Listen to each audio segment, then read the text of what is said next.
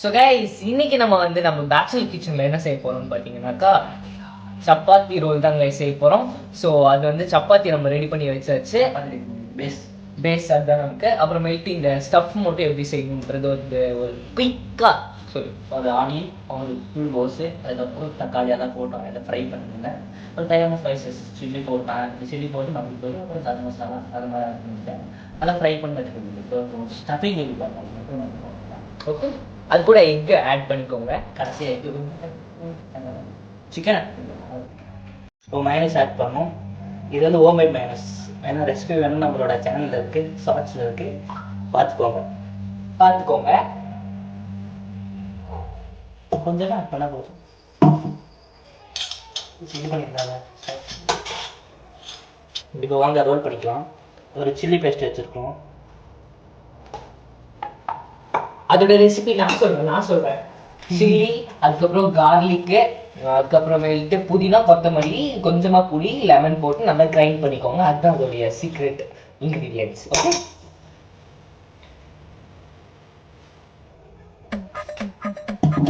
சேர்த்து வந்து அப்ளை பண்ணிக்கலாம்.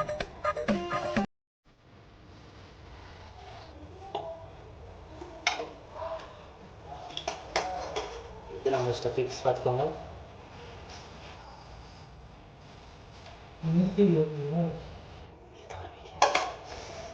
ஒரு வீடியோக்கு மட்டும் தான் அப்படி வைக்க வேணாமா?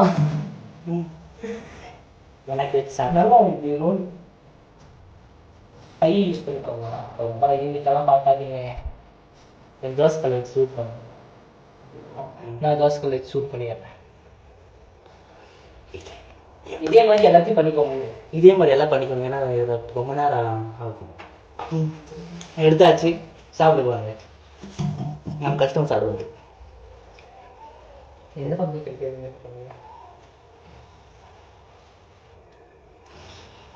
அதுக்கு வாய் வந்து வாய் வந்து அடிப்பொலி.